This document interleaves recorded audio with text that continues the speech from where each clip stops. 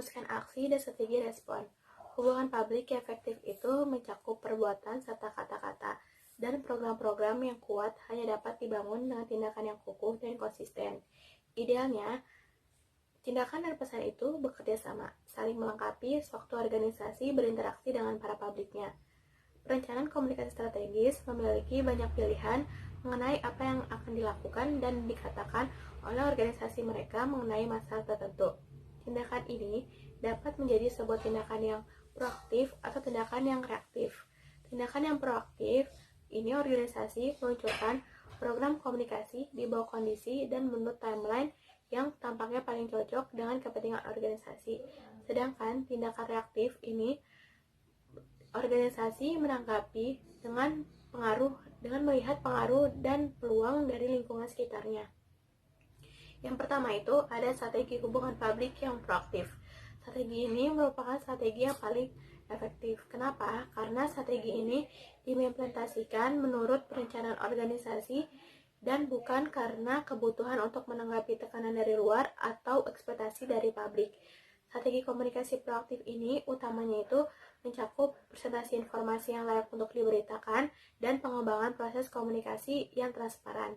Di dalam strategi hubungan publik yang proaktif ini terdapat strategi-strategi lainnya. Yang pertama itu ada strategi aksi, di mana perbuatan nyata yang dilakukan oleh organisasi dalam upaya untuk mencapai tujuannya. Dalam strategi aksi terdapat beberapa kategori. Yang pertama itu ada kinerja organisasi. Kinerja organisasi ini paling penting untuk dipertimbangkan ketika kita mempertimbangkan berbagai inisiatif komunikasi strategis.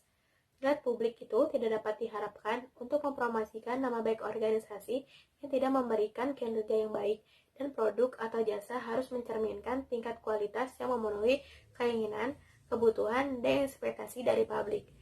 Salah satu prinsip dari hubungan publik yang efektif yaitu adaptasi, kesadaran, dan kemampuan organisasi untuk membuat perubahan yang diperlukan untuk menciptakan harmoni antara itu sendiri dan para publik.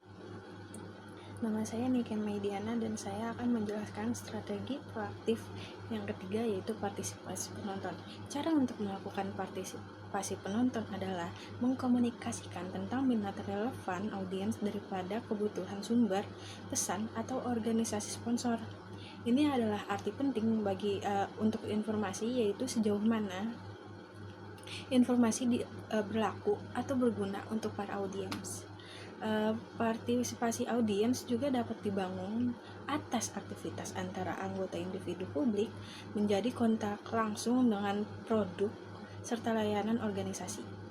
Salah satu contohnya adalah Departemen Kepolisian di kota secara rutin menggunakan transportasi online untuk memberikan warga agar melihat langsung komunitas mereka dalam mobil patroli. Lalu cara lainnya untuk mendorong partisipasi audiens adalah dengan menghasilkan umpan balik. Ciptakan cara yang nyaman agar audiens dapat menanggapi pesan dan juga terlibat dalam dialog. Menggunakan teknik seperti nomor telepon bebas pulsa, survei, sesi tanya jawab, situs web interaktif, dan alat serupa juga bisa. Aliansi dan koalisi. Aliansi cenderung kurang formal, terstruktur lebih longgar, dan mungkin lebih kecil dari koalisi. Tetapi, keduanya berusaha menjalin hubungan seringkali yang baru dengan kelompok yang memiliki nilai dan perhatian yang sama. Dengan menggunakan pendekatan kekuatan dalam jumlah ini, organisasi mencoba untuk menggabungkan pengaruh terhadap pencapaian tujuan dan untuk meningkatkan kemampuan untuk menerobos hambatan sambil mencoba berhubungan dengan publik mereka.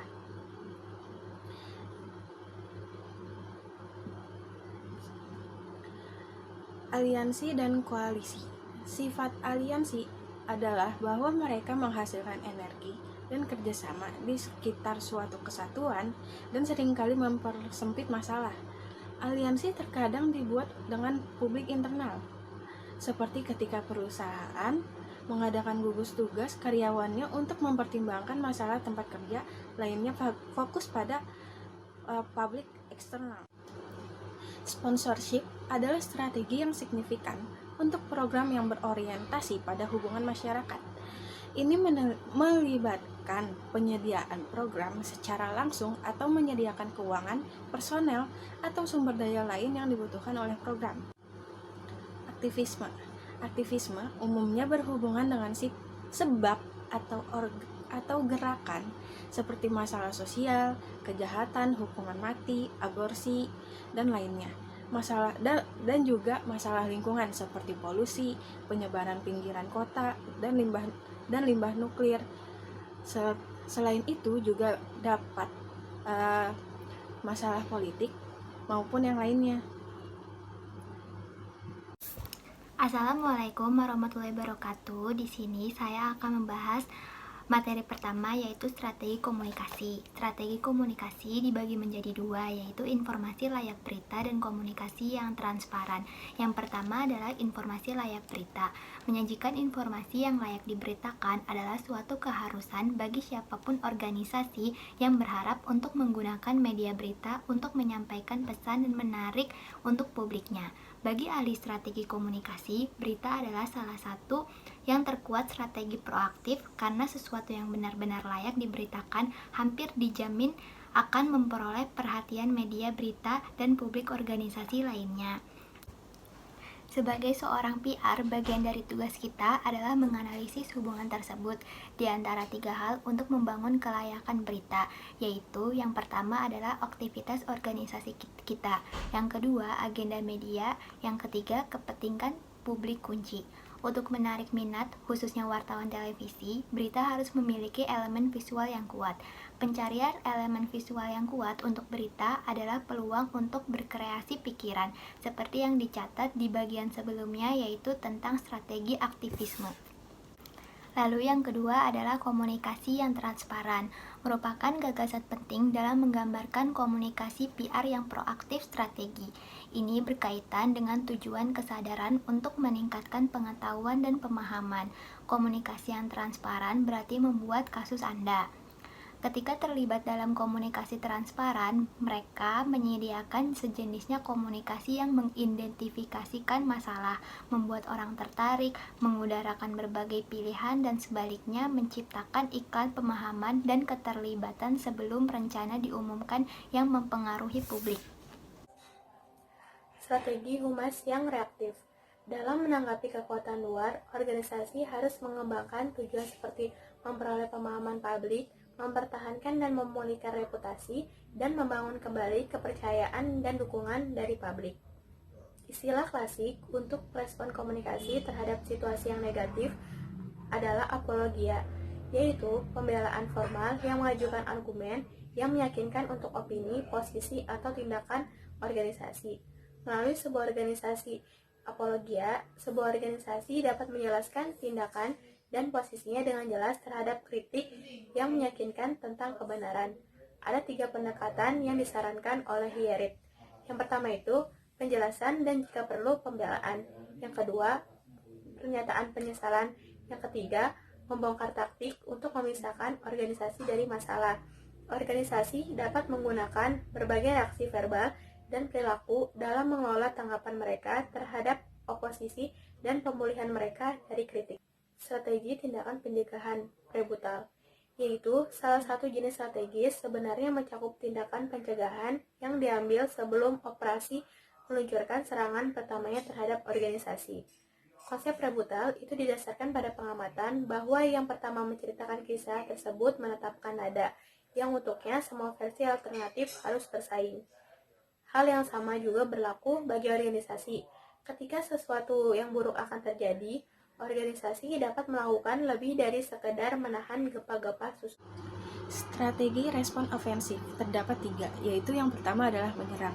Serangan adalah strategi respon ofensif yang mengklaim sebagai tuduhan kesalahan adalah upaya untuk meragukan reputasi organisasi oleh seorang penuduh lalai atau jahat. Seringkali tujuan dibalik strategi ini adalah untuk mendorong lawan mundur atau setidaknya menahan diri dari kritik di masa depan. Yang kedua ada malu. Strategi ofensif terkait menangani rasa malu, di mana organisasi mencoba untuk mengurangi pengaruh lawan dengan menggunakan rasa malu atau penghinaan. Yang ketiga ada ancaman. Membuat ancaman adalah strategi ofensif yang ketiga, yaitu melibatkan janji bahaya akan menimpa penuduh atau pemberita buruk. Bahaya yang terancam mungkin dalam bentuk gugatan pencemaran nama baik, atau gunakan ancaman publik hanya jika informasi tersebut tidak dapat disengketan dengan cara lain. Dan waspadalah terhadap masalah etika yang jelas tentang penyalahgunaan strategi. Selanjutnya yaitu strategi respon defensif. Respon komunikasi strategis yang lainnya melibatkan strategi respon defensif yang dikenal dengan penyangkalan, alasan, ataupun pembenaran yang dilakukan oleh organisasi untuk bereaksi dengan memberikan kritik secara agresif. Strategi respon defensif ini dibagi ke dalam 3 bentuk, yaitu penyangkalan, alasan, dan juga pembenaran. Yang pertama, penyangkalan adalah di mana organisasi menolak untuk disalahkan dan mengklaim dirinya bahwa tidak melakukan kesalahan reputasi apapun. Klaim umumnya seperti menyatakan kami tidak melakukannya, ataupun dengan mengalihkan kesalahan dengan mengatakan siapa dan siapa yang melakukannya. Yang kedua, alasan, yaitu di mana organisasi mencoba untuk meminimalkan tanggung jawab atas kerugian ataupun kesalahan yang telah dibuatnya. Alasan ini biasanya berbentuk provokasi, kurangnya kontrol, kecelakaan, viktimisasi, dan juga asosiasi belaka. Yang ketiga ada pembenaran, di mana organisasi mencoba untuk mengakui kesalahan tersebut tetapi dengan alasan yang diputarbalikkan. Jadi contohnya itu kayak ada suatu perusahaan taksi yang menyatakan bahwa pengemudinya tidak bersalah dengan memarkir mobil di pinggir jalan secara sembarangan. Perusahaan tersebut membela dengan mengatakan pengemudi tersebut melakukan hal tersebut, yaitu dengan memarkir sembarangan itu karena ingin menghindari para pejalan kaki yang sedang berlalu lalang. Konsesi ini merupakan strategi pengalihan yang dicoba oleh organisasi membangun kembali hubungannya dengan publik. Dengan memberikan sesuatu yang diinginkan publik, fokus di sini harus pada konsesi yang saling dihargai oleh organisasi dan juga publik. Ingratiasi atau ingratiation, strategi pengalihan salah satu pengalihan lainnya. Salah satu posisi etis yang agak dipertanyakan adalah ingratisasi. Pada dasarnya, organisasi mencoba untuk mengelola situasi negatif dengan memikat publiknya atau melempar tulang. Yaitu melempar tulang adalah memberikan sesuatu yang relatif sedikit signifikansi bagi organisasi dalam upaya untuk mengalihkan sorotan dari tuduhan dan kritik. Yang kelima ada dissociation. Dissociation adalah strategi pengalihan yang mencoba untuk menjauhkan organisasi dari kesalahan yang terkait dengannya. Ini bisa efektif bila kecelakaan terjadi bukan karena kebijakan organisasi, tetapi karena kebijakan yang tidak diperhatikan, terutama ketika organisasi memutuskan hubungan dengan penyebab masalah. Yang selanjutnya ada relabeling. Strategi pengalihan lainnya yaitu pelabelan ulang. Strategi ini mencoba menjauhkan organisasi dari kritik. Ini melibatkan penawaran nama yang menyenangkan sebagai pengganti negatif label yang telah diterapkan oleh orang lain. Strategi simpatisasi vokal, yaitu di mana organisasi mengungkapkan empati dan pemahaman tentang kemalangan yang diderita oleh para publiknya. Strategi ini mencakup yang pertama itu ada prihatin. Keprihatinan adalah jenis simpatisasi vokal di mana organisasi menandaskan bahwa tidaklah masa bodoh terhadap suatu masalah tanpa mengakui kesalahan. Yang kedua itu ada belasungkawa, di mana organisasi menyatakan duka atas kehilangan atau kemalangan seseorang tanpa mengakui kesalahan. Yang ketiga itu ada penyesalan, mencakup mengakui duka cita dan penyesalan atas suatu situasi, seperti keibahan hati, dan penyesalan itu tidaklah selalu mengakui kesalahan. Dengan mengungkapkan penyesalan, permusuhan publik dapat diimbangi dan jumlah serta intensitas gugatan hukum mungkin terkandung. Namun, kita harus berhati-hati ketika kita mengungkapkan penyesalan, karena penyesalan tanpa permintaan maaf itu tidaklah cukup.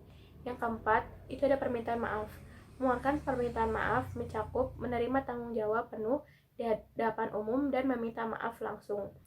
Gunakan strategi permintaan maaf ketika organisasi jelas-jelas bersalah dan ketika membangun kembali hubungan jangka panjang lebih penting daripada mengulur-ngulur jangka pendek dan gugatan hukum. Permintaan maaf yang baik hendaknya itu mencakup pengakuan bahwa telah melakukan suatu yang salah, rasa penyesalan, upaya memperbaiki ketidakadilan jika mungkin, dan janji untuk tidak mengakui kesalahan itu lagi. Selanjutnya yaitu memperbaiki strategi perilaku, di mana organisasi melakukan sesuatu untuk memperbaiki kesalahan yang telah dibuat kepada publiknya. Strategi ini meliputi investigasi, tindakan korektif, restitusi, dan juga pertobatan.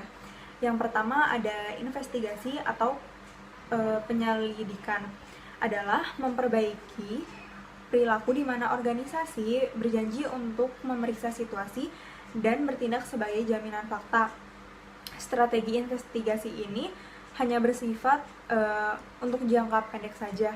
Mengapa? Karena strategi ini digunakan apabila fakta-fakta yang sudah ada itu dirasa kurang cukup untuk menjamin penundaan respons strategi lainnya.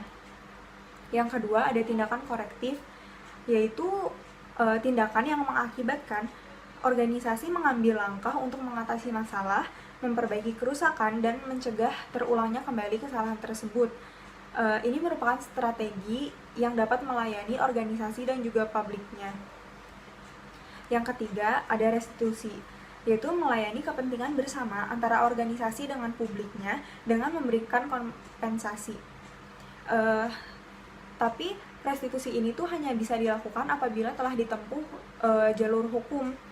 Tetapi karena beberapa organisasi telah merasakan manfaat dengan menawarkan restitusi ini, jadi banyak organisasi udah memberikan kompensasi terlebih dahulu sebelum jalur hukum itu tuh udah ditempuh.